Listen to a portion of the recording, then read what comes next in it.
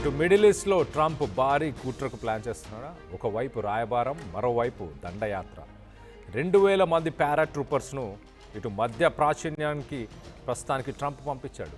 2 రోజుల్లో ఇటు ఇరాన్ సముద్ర జలాల్లోకి యుఎస్ స్పెషల్ ఫోర్సెస్ చేరుకోబోతున్నాయి. ఇటు ఎక్స్ట్రా మరైన్స్ అలాగే హెలికాప్టర్స్ ఇవన్నీ కూడా ఇటు యుఎస్ఎస్ బాక్సర్, మనం రైట్ సైడ్ విజువల్లో చూస్తున్నాం.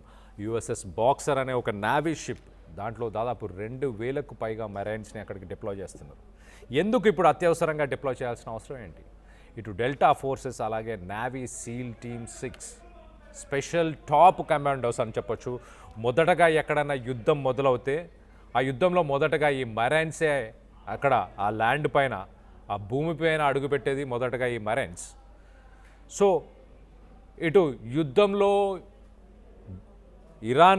ఇరాన్కి సంబంధించిన కార్గ్ ఐలాండ్ ఏమన్నా టార్గెట్ చేయబోతున్నారా? లేకపోతే ఇరాన్ మీదకే దండయాత్రకి ఈ 2000 మంది మెరైన్స్ని ట్రంప్ పంపించబోతున్నాడా? సాధారణంగా ఇలాంటి టీమ్స్ ఎక్కడికైనా వెళ్తున్నాయి అని అంటే అక్కడ బై ఫుట్ కూడా వార్కి వెళ్ళబోతున్నారు. అంటే ఇటు ఎయిర్ ఫోర్సో నేవీయో కాకుండా ఆర్మీ దిగుతుంది.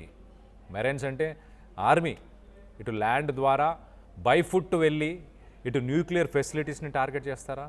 కార్గ్ ఐలాండ్ ఇటు ఇరాన్కి సంబంధించిన కార్గ్ ఐలాండ్ 90% ఇరాన్ ఆయిల్ అంతా ఈ కార్గ్ ఐలాండ్ నుంచే వెళ్తుంది. మరి ఆ కార్గ్ ఐలాండ్ ఏమైనా క్యాప్చర్ చేసుకుందామని ప్లాన్ చేస్తున్నాడా? మొత్తానికైతే ఇటు ఆయుధాలు, సరుకులు అలాగే రవాణా వీటన్నిటిని కూడా డజన్ల కొద్దీ ప్రస్తుతానికి ఇటు ట్రాన్స్పోర్ట్ విమానాలన్నింటినీ కూడా మోహరించారు.